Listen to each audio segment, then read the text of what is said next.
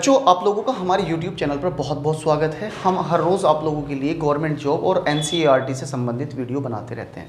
उसी सीरीज़ में हम आज आप लोगों के लिए 11वीं क्लास का माइक्रो इकोनॉमिक्स का जो बुक है 11वीं क्लास में, उसका तीसरे चैप्टर की तीसरी वीडियो बना रहे हैं हम। उस चैप्टर का नाम है मांग का सिद्धांत। अब बच्चों, मांग के सिद्धांत के बारे में हमने मांग के बारे में बता दिया, मांग को प्रभावित करने वाले कारकों के बारे में बता दिया, इसके अलावा मांग प्रभाव के बारे में बता दिया। अब बच्चों, आज हम बात करेंगे तिरछा कीमत प्रभाव, प्रतिस्थापन वस्तुएं और पूरक वस्तुएं। सबसे पहले हम बच्चों प्रतिस्थापन वस्तुओं और पूरक वस्तुओं को समझ लें। जैसे चाय और कॉफ़ी, प्रतिस्थापन का मतलब है कि उसकी जगह दूसरी चीज़ इस्तेमाल कर ली जाए, एक चीज़ की जगह दूसरी चीज़ इस्तेमाल कर ली जाए, ऐसी वस्तुओं को हम बच्चों प्रतिस्थापन कहते हैं। जैसे चाय की जगह कॉफ़ी पी लें, कोल्ड ड्रिंक की जगह शरबत पी लें, और उसके अलावा चीनी की जगह गुड़ का इस्तेमाल कर लें, तो ऐसी वस्तुएं बच्चों क्या कहलाती हैं? प्रतिस्थापन वस्तुएं। दूसरी वस्तु है पूरक वस्तुएं, ऐसी वस्तुएं जो एक के बगैर दूसरी अधूरी हो, पूरक वस्तुएं कहलाती हैं। कैसे? जैसा कार और पेट्रोल, बाइक और पेट्रोल, ट्रक और डीजल, और बॉल पेन और रिफिल दोनों अब वो हैं। या इंक और प्लास्टिक, क्योंकि प्लास्टिक से ही पेन बनेगा। तो ये कैसी वस्तुएं हैं बच्चों? पूरक। जब दो वस्तुएं मिलकर किसी एक चीज की पूर्ति करती हैं, पूरक वस्तुएं कहलाती हैं।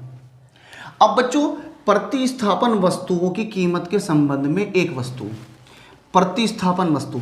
सपोज करो ये मैंने एक छोटा सा ग्राफ बनाया है। इस ग्राफ पर किसी चीज की कीमत पी थी, यानी कि वो मैंने चाय ले ली, टी कर लेता हूं मैं, और वर्तमान में उसकी कीमत, उसकी जो मांग है वो ये है, ठीक है, उसकी मांग ये है। अब क्या होता है? पहली स्थिति ये बनती है कि प्रतिस्थापन वस्तु की कीमत में वृद्धि हो जाती है।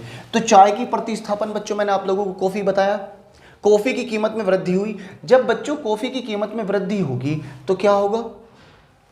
लोग कॉफी को छोड़ के चाय की तरफ आ जाएंगे, और वर्तमान कीमत पर ही चाय की मांग कैसी बढ़ जाएगी? पहले तो डिमांड डी थी, और अब क्या होगी? D2 हो जाएगी। पहले D1 थी, अब क्या होगी? D2, और वो भी आगे की तरफ को, डिमांड आगे की तरफ को बढ़ी, और तीर हमने ऐसे लगाया। क्यों?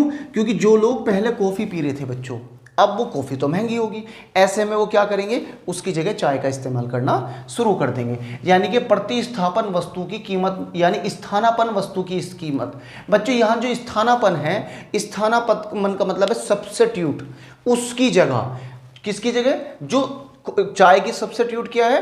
कॉफ़ी। तो कॉफ़ी की कीमत में क्या हुई? वृद्धि। और जब कॉफ़ी की कीमत में वृद्धि हुई तो जो लोग जो हैं कॉफ़ी पी रहे थे, वो किसके पास आ गए? चाय की।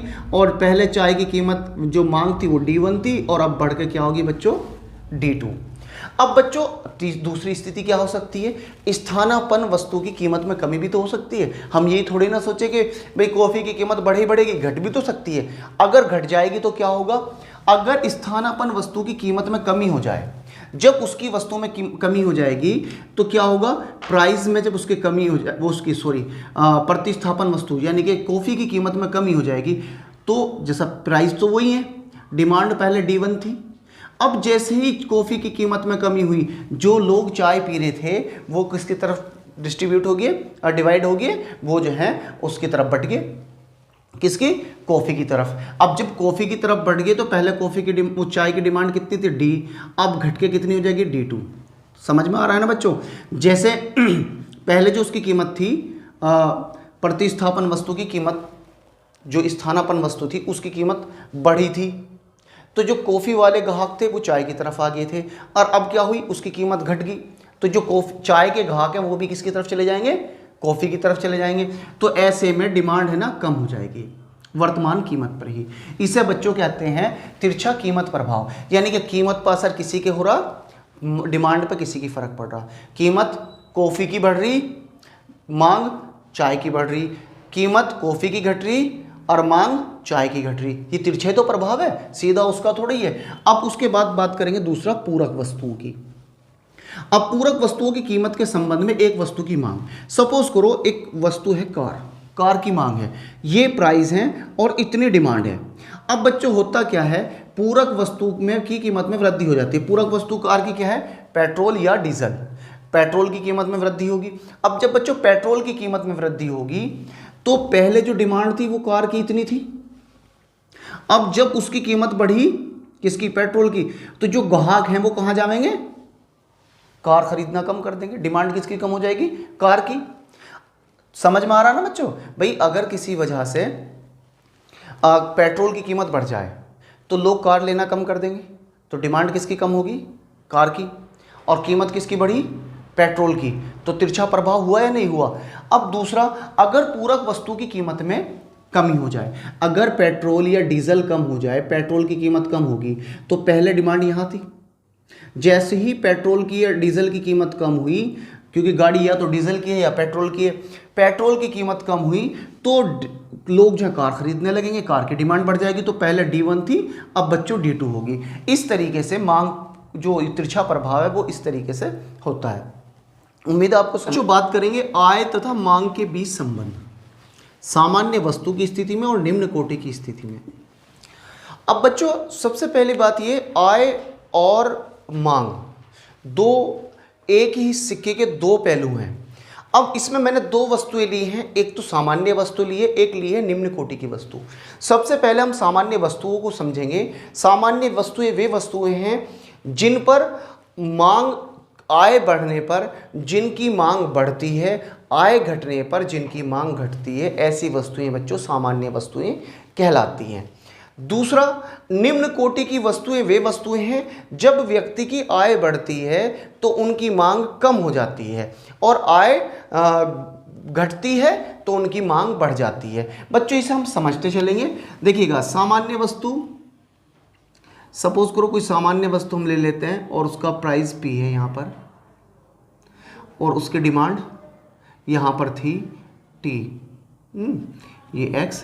अब जैसे ही उसकी आय बढ़ी तो डिमांड उसकी क्या हो जाएगी बच्चों, ये D1 थी और ये बच्चों उसकी हो जाएगी D2। ठीक है बच्चों, लेकिन आय बढ़ने पर उसकी मांग बढ़ी है, लेकिन अगर उसकी आय कम हो जाए तो क्या होगा, जाहिर सी बात है कि आय जैसे ही कम हुई तो उसकी डिमांड वो कम कर देगा, क्योंकि वस्तु सामान्य है और तीर ऐसे लगेगा। तो हम यूँ कह सकते हैं कि इसमें अपोजिट संबंध है, आय बढ़ेगी तो मांग भी बढ़ेगी, आय घटेगी तो मांग भी घटेगी। जैसे पहले डिमांड D1 थी और जैसे ही उसकी आय बढ़ी तो डिमांड बढ़कर D2 होगी, और आय घटी तो उसकी आय, वो डिमांड भी घटकर D3 होगी। यानी कि सामान्य वस्तु वे वस्तुएं आय बढ़ने पर बढ़ती हैं और उनकी मांग बढ़ती है, आय घटने पर उनकी मांग घटती है। अब बच्चों अगला पॉइंट है निम्न कोटि की वस्तुएं। बच्चों निम्न कोटि की वस्तु में मोटा अनाज हो गया, जैसा गेड़ा चावल हो गए, गेहूँ हो गया, आटा हो गया, सस्ते कपड़े हो गए, सस्ते चप्पल हो गए। अब इनके बारे में जब बच्चों हम बात कर रहे हैं तो अगर वर्तमान में उसका प्राइस P है और डिमांड उसकी ये है 0 T1। अब बच्चों जो सामान्य, जो निम्न कोटि की वस्तुएं हैं, उन निम्न कोटि की वस्तुओं में क्या होता है, अगर उसकी आय बढ़ेगी, आय बढ़ने पर क्या होगा, वो मोटा अनाज, मोटा कपड़ा और जी सस्ती चीज़ें खरीदना कम कर देगा, और वो किसकी तरफ पलायित हो जाएगा, किसकी तरफ बढ़ जाएगा, अच्छी चीज़ों की तरफ। अब जब वो अच्छी चीज़ों की तरफ बढ़ेगा आय बढ़ने पर, तो उसकी डिमांड कैसी हो जाएगी बच्चों, उसकी डिमांड कम हो जाएगी। किसकी, निम्न कोटि की वस्तु की। व्यक्ति की आय बढ़ेगी तो निम्न कोटि की वस्तु की डिमांड कम हो जाएगी। क्यों हो जाएगी कम, क्योंकि जो अब वो उस पैसे का इस्तेमाल किसी और चीज़ पे कर सकता है। कैसे कर सकता है, पहले वो जो है घर पे रोटी खा रहा था, आटा, अनाज और सस्ती चीज़ें इस्तेमाल कर रहा था, लेकिन जैसे ही उसकी आय बढ़ी तो अब वो निम्न कोटि की वस्तुओं की जगह अच्छी चीज़ें लेना शुरू कर देगा। जैसा मैंने आप लोगों से बताया था कि जैसे गेड़ा चावल है या वे चावल है जो 30 रुपये किलो आते हैं, आय कम हुई, अब उसे चावल खाने, चावल तो भरपेट चाहिए, तो वो क्या करेगा, हल्के चावल खरीदने शुरू कर देगा आय कम होने पर। तो डिमांड किसकी बढ़ी, निम्न कोटि की वस्तुओं की तो बढ़ी, और जैसे उसकी आय बढ़ेगी तो वो कहाँ जाएगा, अच्छे चावल खरीदने लगेगा, तो निम्न कोटि की वस्तुओं की डिमांड क्या होगी बच्चों, कम हो जाएगी। आय कम हुई तो निम्न कोटि की वस्तुओं की मांग बढ़ जाएगी। कैसे बढ़ेगी? वो अब क्या करेगा, जो पहले किसी और जगह पर पैसा खर्च कर रहा था, अब वो क्या करेगा, अपने उन खर्चों पे कर लेगा। भाई देखो, मेरे पास 10,000 की सैलरी है, मैं फिर वही एग्जांपल दूंगा। मेरी सैलरी बढ़ी 10 से मेरी 15,000 होगी। अब पहले मैं क्या कर रहा था, सिर्फ होटल पे जाके खाना खा रहा था, घर आ रहा था। अब मैंने देखा कि मेरी 5,000 रुपये सैलरी बढ़ गई, मेरी आय बढ़ गई। तो अब मैं क्या करूँगा, निम्न कोटि की वस्तुओं की डिमांड कैसे कम हो जाएगी। अब मैं बाजार घर आया तो सेब ले आया, केले ले आया, किसी दिन मेरा जी करा तो कोई अच्छी चीज़ खा ली, मतलब महंगी चीज़ खा ली। तो अब ये चीज़ें जब मेरे पेट में जाएंगी तो डिमांड किसकी कम होगी, जो निम्न कोटि की वस्तुएं उन्हीं की तो डिमांड कम होंगी। क्यों? क्योंकि जो है अब मैं सेब का इस्तेमाल करने लगा, केले खाने लगा, यानी फ्रूट्स खाने लगा और दूसरी चीज़ें भी परचेज करके खाने लगा, तो मेरा पेट उनसे भरने लगा। तो जो मैं मतलब सपोज करो मैं 3 रोटी खा रहा था, अब मैं 2 रोटी खाने लगूंगा।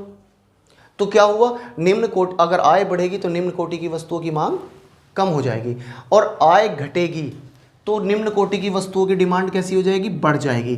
कैसे बढ़ेगी ये भी बच्चों मैं आप लोगों को बता दूं। भाई मेरी आय घट गई, 10,000 थी 8,000 रहेगी। अब मैं क्या करूंगा, मैं जो जो महंगी चीज़ें खरीद रहा था वो सारी की सारी मैं अवॉइड कर दूंगा, और कौन सी चीज़ें खरीदनी शुरू कर दूंगा, सस्ती चीज़ें खरीदनी शुरू कर दूंगा। समझ में आ रहा है ना भाई? जब मेरी आय ज़्यादा थी तो मैंने क्या किया था, महंगी महंगी चीज़ें खरीद रहा था। अब मेरी आय कैसी होगी बच्चों, कम होगी। तो अब मेरा जो रुझान है, जिन जिन चीज़ों से मैं बच सकता था महंगियों से, उन्हें अवॉइड कर दिया और उनकी जगह कौन सी लेनी शुरू कर दी, सस्ती चीज़ों का इस्तेमाल करना शुरू कर दिया। तो बच्चों मुझे उम्मीद है कि आपकी समझ में आया होगा कि जब सामान्य वस्तु की स्थिति में आय बढ़ती है तो मांग भी बढ़ती है, आय घटती है तो मांग भी घटती है। लेकिन निम्न कोटि की वस्तुओं में होता क्या है, जब आय बढ़ती है तो निम्न कोटि की वस्तुओं की मांग कम हो जाती है, आय घटती है तो मांग निम्न कोटि की वस्तुओं की बढ़ जाती है। उम्मीद है बच्चों समझ में आ रहा होगा। रुचियों तथा प्राथमिकता की वस्तुओं की मांग पर प्रभाव। बच्चों व्यक्ति की पसंद और नापसंद, रुझान तथा पसंद, जलवायु संबंधी परिवर्तन, बच्चों इन पर कोई खास प्रभाव नहीं पड़ता। अगर देखिए हम कैसे बताएंगे इसे, मैं ग्राफ ले लेता हूँ, ठीक है, और एक लाइन खींच लिए, डिमांड वक्र है, ठीक है। वर्तमान में डिमांड है यहाँ इस जगह पर। अब किसी वजह से व्यक्ति की पसंद, अगर किसी चीज़ की मेरी पसंद जो है वो चीज़ पसंद में आ जाए कि भाई ये अच्छी है, लोगों को उसकी पसंद होने लगे, वो अच्छे लगने लगे, तो क्या होगा, उसकी डिमांड बढ़ जाएगी। और वो नापसंद हो जाए तो क्या होगा, उसकी डिमांड घट जाएगी।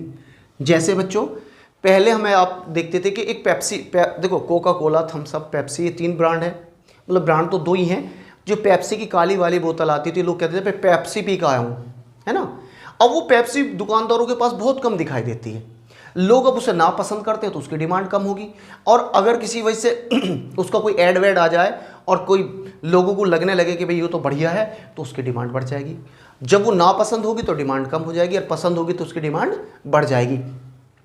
पहले लोग स्प्राइट को बहुत कम लोग जानते थे, मतलब स्प्राइट क्या है, लेकिन क्या हुआ, जैसे जैसे उसका सलमान खान ने या किसी और बड़े हीरो ने, मुझे तो इसके बारे में नहीं पता किसने इसका ऐड किया है, जब उन्होंने उसका ऐड किया तो ऐड करने पर क्या हुआ, उसकी डिमांड बढ़ गई। और अगर लोगों को वो नापसंद आने लगेगी तो उसकी डिमांड क्या हो जाएगी, कम हो जाएगी। दूसरा है रुझान और पसंद। बच्चों रुझान का भी मतलब ये होता है, कई बार ऐसा होता है किसी चीज़ के प्रति लोगों का रुझान बन जाता है। जैसे कोई फिल्म आए या कोई क्रिकेटर है, हम देखते हैं जैसा आजकल जो है दाढ़ी रखने का फैशन है। जितने भी क्रिकेट खिलाड़ी हैं, विराट कोहली है और कई सारे प्लेयर हैं, वो हल्की हल्की दाढ़ी रख रहे हैं, उनकी देखा देख और लोग भी रख रहे हैं दाढ़ी, तो रुझान बढ़ा है। ऐसे किसी चीज़ को लेकर रुझान हो सकता है, जैसे चाहे हाथ में ब्रेसलेट हो, तुम देखोगे कि अगर किसी कलाकार ने हाथ में ब्रेसलेट पहन रखा है और वो किसी मूवी में आया, या कहीं कोई सेलिब्रिटी है, गमछे का चलन है, या कोई भी ऐसी चीज़ है जिसकी तरफ लोगों का रुझान बन जाए, तो उसकी डिमांड कैसी हो जाएगी, ज़्यादा हो जाएगी। वर्तमान में अगर डिमांड यहाँ है और लोगों का रुझान बढ़ा तो डिमांड आगे चली जाएगी, और उस पर से रुझान घटा तो डिमांड कम हो जाएगी। नहीं भाई, अगर रुझान बढ़ेगा तो डिमांड बढ़ेगी, रुझान कम होगा तो डिमांड कम होगी। तीसरा जलवायु संबंधी परिवर्तन। बच्चों इसी ग्राफ पर भी हम जलवायु संबंधी परिवर्तन भी समझ लेंगे। एग्जाम्पल के तौर पर। अब बच्चों मौसम है, सर्दी स्टार्ट होने लगी है, ठीक है, अक्टूबर का महीना लगभग ख़त्म होने वाला, नवंबर दिसंबर में ठंड पड़ने लगती है। तो क्या होगा, अभी वर्तमान में उसकी डिमांड ये है, जैसे जैसे रज़ाइयों की, जर्सियों की, है ना, और आपका स्वेटर्स की, शूज़ की डिमांड वर्तमान में ये है। अब जैसे जैसे सर्दी होगी, मौसम में परिवर्तन होगा तो डिमांड उसकी बढ़ जाएगी, है ना। और वर्तमान में अगर मैं देखूं, वर्तमान में मैं देखूं, पहले जो बरसात में क्या था, बरसात में लोग छतरी मांग रहे थे, छतरियों की बड़ी डिमांड थी। अब वर्तमान कीमत पर ही मौसम तो चला गया बरसात का। अब जब बरसात का मौसम चला गया तो उसकी डिमांड क्या हुई, डाउन होगी। 2 महीने के बाद या 3 महीने के बाद जब फरवरी या मार्च का महीना आएगा तो बच्चों फरवरी या मार्च के महीने में क्या होगा, डिमांड भी चेंज हो जाएगी। कैसे, अभी तो फरवरी मार्च तक तो सर्दी की चीज़ों की डिमांड बढ़ती जाएगी, क्योंकि जलवायु संबंधी परिस्थितियां ऐसी हैं कि बिना रज़ाई के काम नहीं चलेगा, बिना जर्सी स्वेटर के काम नहीं चलेगा। लेकिन जैसे ही मार्च शुरू होगी तो लोग जो जर्सी और स्वेटरों को उठा के रख देंगे, अब जिनकी दुकानों पर रखे हुए हैं उनकी डिमांड ऑटोमेटिकली कम हो जाएगी। उम्मीद है बच्चों समझ में आ रहा होगा। बच्चों इस चैप्टर की मैंने 3 वीडियो बनाई हैं और मुझे उम्मीद है कि इन तीनों वीडियो को देखने के बाद आप लोगों को कुछ भी और नहीं करने की ज़रूरत है। और साथ ही आप जो है, जो बोर्ड पर मैंने लिखा है उसका आप स्क्रीनशॉट लेकर अपने यूज़ में ले सकते हैं, या वीडियो को पॉज करके भी ऐसा कर सकते हैं। कुछ दिनों के बाद मैं जो हूँ टेलीग्राम ग्रुप बनाऊंगा तो वहाँ पे मैं उसके नोट्स भी प्रोवाइड करा दूंगा। बच्चों अगर आपको लगता है कि हमारा वीडियो या हमारा काम आपके लिए बहुत ही फ़ायदेमंद है तो आप हमारे चैनल को सब्सक्राइब करें और वीडियो को शेयर ज़रूर करें, और कोशिश करें कि कमेंट्स करके हमें बताएं कि आपका रिस्पॉन्स क्या है। वीडियो देखने के लिए बहुत बहुत धन्यवाद।